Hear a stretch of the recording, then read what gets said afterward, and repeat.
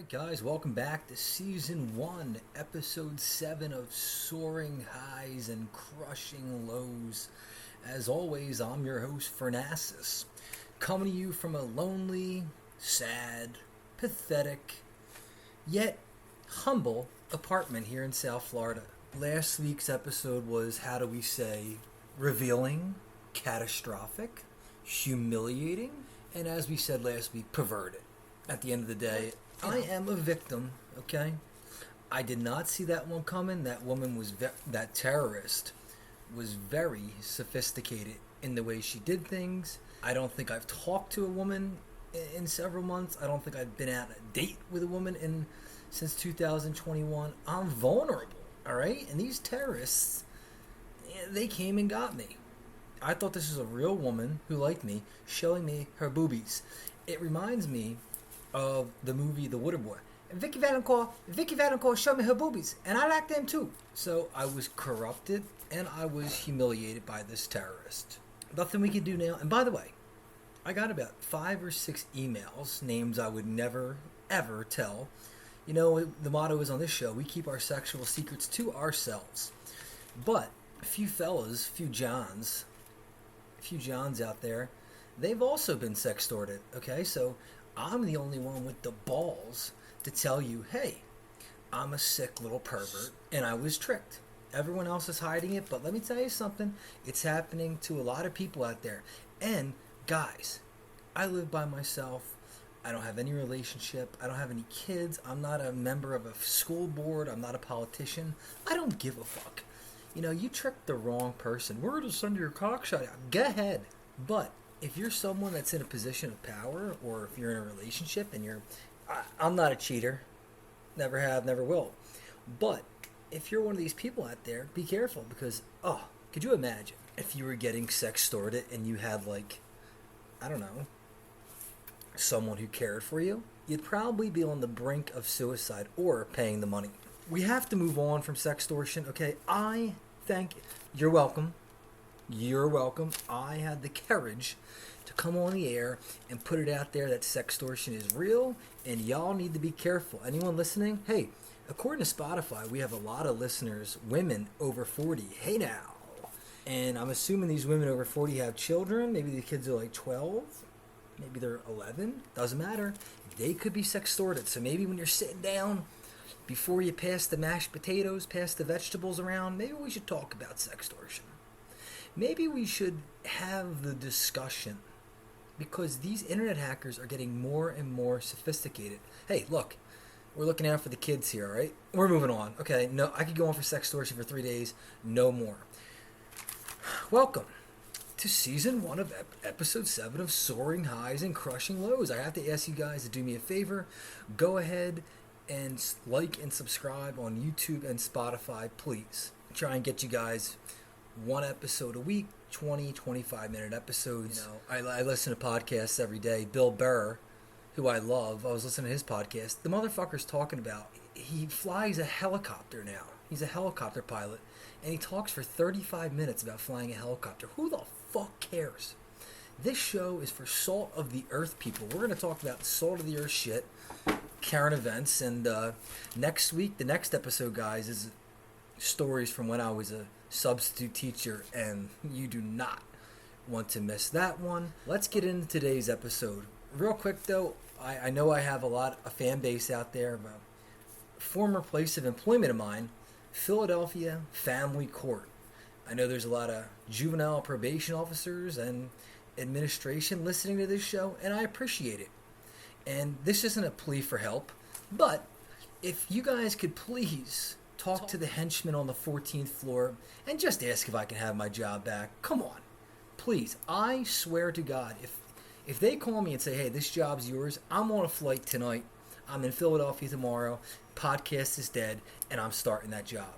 A lot of people at that job might be saying to themselves, I'm thinking about leaving and starting a new career. Listen to me. I cannot be any clearer. The grass on the other side is brown. The grass on the other side is a drought. Stay at that job. It's the greatest job in America. Okay? And I think I was a pretty good probation officer. I know one thing. The crime numbers in Philadelphia have certainly gone up since I left. I'm not saying that's because of me, but I'm not saying it's not because of me. I'm just telling you guys to appreciate that job because it's the greatest job on earth. You know what you have to do out here on the other side? You got to work like 50, 60 hours a week.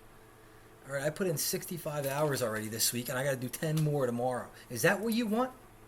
Or do you want to be home at 3 o'clock taking a nap? Give me a break. Stay where you are. Please ask if I can get that job back. Now, on to the episode. That took 6 minutes, that intro. I want to follow up on something here. Greta Thunberg, you know, the peach that she is. I do love Greta Thunberg. I've said it on this show once. I'll say it 1,000 times. How dare you? I love that little girl. She, to me, she exemplifies everything I want to be in this life. I don't want to work. I want to have fame. And I want to be full of shit. And I don't want people to be able to call me out for it. She has all of those things.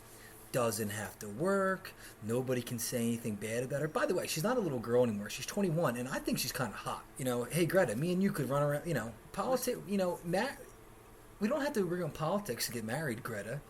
Kellyanne Conway and that George guy did it for like 30 years. We can have a nice life together, Greta. But Greta staged another arrest. I don't know what country she was in. Does it fucking matter which country she was in? Fucking Germany, Switzerland, Austria. This bitch is everywhere. I haven't left fucking South Florida. She's all over the globe telling me about, oh, please stop polluting the earth. You're talking to the wrong person. I drive a Ford fuel-efficient car. I drive it to work, and I come home from work, and I don't leave the apartment. You're the one flying around the world, Greta. Who are you preaching to? These politicians crack me up. They want to talk to us, the working man, about your carbon footprint. We're not going anywhere. We're going to work. You're the one in the air, jet fuel. So listen, look in the mirror, freaks. Stop preaching to us. We got to go to work. All right, next, John Fetterman. Man, I feel bad for this guy. Most of the listeners of Soaring Highs and Crushing Lows are Philadelphia-based. If you're not, maybe some people down here in Florida listen. I doubt it because I don't have any fucking friends here. But if there's people listening in Florida, John Fetterman is basically Shrek. He looks like Shrek. He's not green. He's white. He doesn't like wearing suits, even though he's a politician. He likes to wear shorts. He's 6'8". He's hunched over. Got a pretty hot wife. He works 10 hours a week. He has regular sex, and he makes $170,000 a year. But old Johnny Boy's depressed. So he's in Walter Reed Hospital, the best hospital in the world. You're just chilling at Walter Reed all day, probably watching Netflix, probably watching Friday Night Lights reruns again. Maybe he's watching One Tree Hill. I know one thing he's not doing. His fucking job that only requires 10 hours a week. We're at a point, guys, in this country. John Fetterman is making laws, passing legislation from the mental hospital. If you've never been to the mental hospital, I'm not saying that I have, not saying that I haven't. There's a lot going on in the mental hospital, and the last thing you should be doing is passing fucking legislation. I was thinking of ways to escape when I was there, but John Fetterman, he's doing way better than, and the other people that were in the hospital with me, they. I hope they weren't senators. I don't think they knew how to put on socks, let alone pass legislation. I genuinely feel bad for John Fetterman because making $170,000 a year, used to have regular sex. He's had sex at least 4 times. He has 4 kids. That's more than me in the last couple years. And his wife, she can't take the pressure. She can't take the pressure of her husband being a politician and working 10 hours a week. So his wife, she decides, this is too much. I gotta leave the country. She takes the kids and they head up to Canada. They go to Canada for ziplining. Hey, Fetterman's wife, your husband is in the hospital for depression. Okay? You know what you don't do when someone's depressed? It's pack the kids up and go to Canada and leave that lurch laying in the bed. So John, I don't think that you have any real friends in this world. I think that these people are using you. Because I think the Democrats looked at John Fetterman like, hey, he's one of the regular people. Look, he doesn't like to wear long pants. Just like the working man. So they elected Fetterman, and they're basically using him. I'm worried about him. Saw a picture of him last week. Did not look good. Did not look good. John, we're worried about you. Listen, Fetterman might need a friend. I'll be his friend. Christ, I'm lonely. I'm depressed. John, we can take walks together. We can have ourselves a little marijuana cigarette and take a walk and see if that doesn't help our depression. Moving on, a lot of you know that I'm recording this. I record these shows from this tiny studio apartment here in Davie, Florida. I don't like to have guests here. Why? Because it's fucking embarrassing. My dad came down last weekend. He stayed with me. He said that this apartment reminded him of Rocky Balboa's. He asked me where the turtles were. Cuff and Link. If you've never seen Rocky Balboa's apartment, you don't remember what it looked like, go back and Google it. Tell you one thing, wasn't glamorous. So the goal is, in life, make this podcast go nationwide and move out of the closet that I live in. We'll cross that bridge when we get there. Hey, speaking of expensive things, Meghan Markle. Oh, God. I'm going to get into this later, but I am so jealous. The royal family. I mean, I really wish I could have been a royal. Count Hennessy of Essex. I already have my name picked out. Count Hennessy of Essex. They get to do whatever the fuck they want. Meghan Markle was seen recently wearing a purse, walking around town. The purse was $6,500. The purse. Do you guys know what a purse is? You carry your things in it. Men are actually carrying purses a lot more in today's day and age. But the purse which I just described, $6,500. Hey, my listeners out there, how much is your car worth? I don't think mine's worth $6,500, and her fucking purse is worth $6,500. Then she has the audacity, she has the balls to say, we just want to be normal people. Hey, Meghan and Harry, real quick, fuck you. The fact that they're still getting money from the royal family, what the fuck? Cut these people off. You know, my family helps me out. I'm not out here bad-mouthing them. This woman she is the absolute worst. I thought South Park did a good job making fun of them. We want privacy. We want privacy. They want privacy, but they're walking around town, Hollywood, Beverly Hills, with $6,500 purses. Bitch, stay in the house. Become a recluse. Gene Hackman is a recluse. No one's saying anything bad about Gene Hackman because he's a recluse. You want privacy? Be Gene Hackman. We're going to get into the deli meat of the episode. The main portion of this episode is going to be based on the Murdaugh family. You know the Murdaughs. They've been all over the news lately. And the Murdaughs are from South Carolina. South Carolina is the South. I live in Davie, Florida, which is 400 miles south of South Carolina. Let's say that. This, where I live, is not the South. Okay. I've said it once, I'll say it 1,000 times. This is Juniata with palm trees and lizards. It's North Philly with iguanas. It's nothing else. It's nothing less, nothing more. So the Murdaughs are from the South. And down in the South, in this little town that the Murdaughs are from, they pretty much took over in 1902. The grandfather started this law firm, and they were the good old boys. They ran this town. They were the law. Okay? Everything ran through the Murdaughs. This is in 1900. Now let's fast forward. 1920s, they're still crushing it. 1930s, probably crushing it, doing whatever the fuck they want. Real quick side note, all the crime that goes on today, and people get caught for it and stuff, what the fuck was going on in the 30s and 40s? I mean, I'm so glad I'm alive now. I don't think I would have survived. I think it was a lot more chaotic, and I think it was you had like one person, hey, my name is Buster Murdaugh. I'm law and order down here in South Carolina, and boy, I think I smell marijuana in your car. You're coming to jail for 30 years. I think stuff like that happened. It's terrifying. So the Murdaughs, for the first 50 years, 1900, 1950, it's a shit show. Then Alec is born, okay? He goes to high school in the 80s. He was, an athlete. Then Alec comes into his law firm. See, I just walked you through 80 years of the Murdaughs. They ran the town. Basically, they were Dukes of Hazzard. That was the Murdaughs. So now Alec and Maggie, they want to start a family. I don't know, 1996. Buster is born in 1996. Then they have Paw. So now Alec's got these two boys, okay? They grow up rich as hell. Now the boys are teenagers. Oh, and I know it's International Women's Month, and I know yesterday was Women's Day. But one thing you ladies should just admit, I mean, just come out and say it. I'd respect you more. You guys care a lot, a lot about money. If I met a broad and she didn't have a lot of money, she was working on herself, I just don't have any money, I wouldn't care because I don't have money either. Broads, oh no. And you guys can argue with me till you're blue in the face.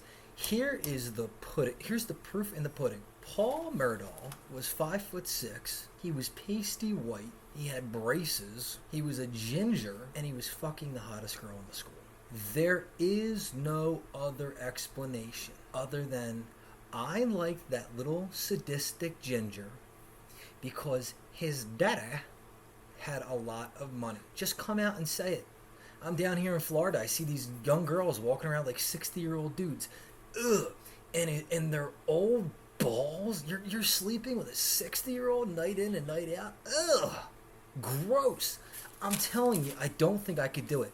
If a 65-year-old woman was like, "Ooh, Francis, come live with me," I'd be like, "I don't know. Your skin's a little too loose for me, babe. I'm only 32. I'm in the prime of my life. I ain't shacking up with some 65-year-old." Women, nothing against you, but you will do that. And what's going on with you guys? Money's that important? You're going to shack up with a old, pasty white guy? Well, Paul wasn't old, but we got sidetracked. You know what I'm saying. Shout out to women out there. Women's Month. Women are capable of anything. We love women on this show. Women are smarter than us. I've said this once, I'll say it 1,000 times. But I still think a lot of you are sadistic, mean, and cruel. And that's okay. We'll move on. Paul is just a lush. He's basically like me. He's getting fucked up all the time, crashing into shit, getting into trouble. I mean, I can't sit here as a guy who's once crashed my car in a Gary Barbera's, drunk out of my mind after a Phillies game. I understand Paul. Young kid, he's having fun, whatever. I mean, really, he's just an idiot kid. How many of us were idiot teenagers? I mean, all of us were. We've all done dumb shit.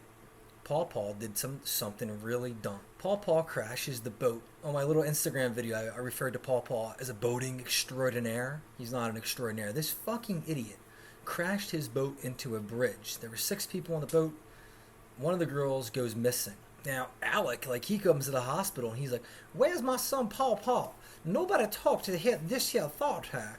We'll figure this out. My boy Paul, he was not driving." It's a whole thing going on. Alec Murdaugh thinks that he can get away with it. You got to take your lumps. Paul was driving drunk. He killed this girl. It's horrible. It's a tragedy. You don't want to see it happen to anyone. It's actually one of my worst nightmares. But Paul, get your ass in jail. You need to go do about 5-6 years in prison. I'm sure we'll take care of you, but that's not what happens. He never even got handcuffs on him. They just fucking took his picture right in the middle of the hallway. I mean, everyone's seen the documentary, so I don't want to make this fucking podcast all blah, blah, blah, the Murdaughs. Y'all know what happened. These are the questions that I have. Alec Murdaugh was taking, I read this somewhere, $50,000 of Percocets a week. I mean, no, Oxycontins a week. How many pills a day is that? That is unheard of. And I love Alec Murdaugh. They said, "Mr. Murdaugh, tell us why you were taking all those pills." He goes, "Well, it made things more interesting." Hey, he's not lying on stand there. Drugs do make things more interesting. But if you're taking $50,000 of Oxycontin a week, how much Oxycontin is that? And this guy had to be fucked up all the time. 50,000 a week. And I mean, look, if I'm going to be hanging out and someone offers me an Oxy, was Alex snorting? But he definitely gave Oxycontin. A lot of people who watched that documentary probably were like, maybe I'll try that. Not a great idea. We're not endorsing that. If you try Oxycontin, you get hooked on it. One day you're going to kill your wife and son, okay? Look at Alec Murdaugh. Alec Murdaugh, in between Paul being on trial for killing this girl in the boating accident, Alec's life starts to unravel. They start finding out he's stealing all money from his clients. It's a whole fucking mess. Alec goes ahead and shoots Paul in the face, and he shoots his wife in the face. What? This is the craziest story ever. An entire bloodline since the 1900s wiped out by one guy. Alec, all you had to do was just chill. Maybe do $1,000 of Oxycontin a week. And just relax. They couldn't do it. Greed got to them. They're the worst fucking people ever. I hope Alec Murdaugh, we got to bring back the death penalty, and we got to kill this guy. There's 2 unsolved mysteries in this case. The nanny, who years prior, she died. She fell down the steps, and the Murdaughs was like, well, what happened was she was walking outside there on the porch, and she tripped over one of the dogs, fell down, bumped her head, and died. Bullshit. No one falls down the steps and dies, okay? I'm not buying it for a fucking second. And neither should you. That son of a bitch took a life insurance policy out on the nanny, then killed her. End of fucking story. Another unsolved mystery in this little town here in South Carolina. There was a boy named Stephen Smith who was openly gay. Buster may or may not have been having a little thing going on with him. And the Murdaughs, they're the worst people in the country. When you talk about like white privilege, and you talk about why people, they have this like notion of white people, it's because of the fucking people like the Murdaughs, okay? They're racist, they're homophobes, and they're filthy rich, and they're living in their little private property down there. And for Buster to be gay, no, this would not fly in the Murdaugh family. I suspect, and I'm gonna go out on a limb here, that Buster and his boys, and maybe even Alec and the uncles, killed that kid and left him in the middle of the street. If you don't know what I'm talking about, you need to go watch The Murdaughs. It's on Netflix. It's the greatest scandal of all time. I mean, you really can't even make this shit up. Long story short, my synopsis on The Murdaughs is we need to bring back the death penalty. Here at Soaring Highs and Crushing Lows, we're big proponents of the death penalty. Huge, actually. I want that to be my dream job. I'll pull the trigger. I will be the executioner. Anyone that shoots people, a mass shooting, come on, let's go. Come meet your maker. We're going to kill you. So you got, and I'm talking about people that are definitely did it. Definitely, without a doubt, they committed this crime. We got to start killing them. We're wasting money keeping these total son of a bitches alive. I don't see the point of it. I think we just got to get right to just kill them and move on with it. To wrap things up here, I think to myself, wow, the Murdaughs really had a good run there. 1901 to 2021, and it came crashing down like the Romans. One of the things that came out was that Alec Murdaugh, he gave $1 million to the Biden and the Clinton campaign. Shocking. So I've been thinking over the last couple of days, would I rather be a Murdaugh or a Clinton or a Biden? And the answer's simple. I would much rather be Hunter Biden. Hunter Biden, he has done whatever he's wanted to for a decade. I mean, no, for several decades. He's filthy rich. He's had sex with beautiful women. He's done all the best drugs. And no one criticizes him. No one even says anything. It's, oh, there's Hunter. He's 52 years old. He's not a young boy. Hunter Biden does whatever he wants, and we're somehow okay with it. He's literally the worst person on planet Earth. Let's forget about the fact that, let's literally wipe out the fact that his old lizard scumbag father is the president of the United States. Let's forget that Joe Biden is not the president of the United States. Wouldn't that be a great world? In that family, Beau Biden was married with 2 kids. Beau Biden passes away of cancer. Somewhere in the next couple years, Hunter moves in and starts fucking his dead brother's wife. This qualifies him as the worst person ever. No, that cannot happen. I'm telling you right now on this show, God forbid I ever get married. If I die and my son of a bitch brother starts sleeping with my widow, someone better go kill him. Yes, that's a threat. Brian, in the future, if I have a make-believe wife, you better not fuck her if I die. A lot's got to happen for that scenario to happen, but I'm just putting it out there. If it happens, I get married. Wouldn't that be something? I die. Brian bangs my widow. Kill him. Okay? Kill him like he's... I was going to say something horrible there, but I won't. Kill him, I don't know. Stomp him out. Do whatever you got to do. But you cannot fuck your dead brother's wife. You cannot. And when you do, you need to be killed. All right, guys, I'm going to wrap up the show here in a minute. It is Friday, March 10th when I'm recording this. It'll be ready for you guys on Monday. It's March Madness. I hope everyone's having a good time gambling. I'm getting gray hairs. I'm going to check this live on the air. My bet was Northwestern -2. They're playing Penn State. Now, I went to Penn State. No school has fucked me more in gambling than Penn State basketball. All I'm asking is that they lose by 2 today. Let's find out. Let's check in on it. Okay, that's not right. Oh, fuck. Penn State's up by 4. What the fuck? I swear to God, I fucking hate this team. I needed Northwestern to win -2. I guess I'll go fuck myself. I hate March Madness. I hate the Murdaughs. I hate the Bidens. That's the end of episode 7 of Soaring Highs and Crushing Lows. Yeah, the episode will be... That was a fart. If you just heard that, apologize. The episode will be out on Monday, March 13th. So, with that, guys, I bid you farewell. Episode 1, Season 1, Episode 7 of Soaring Highs and Crushing Lows. Check back in next week. Thanks for listening.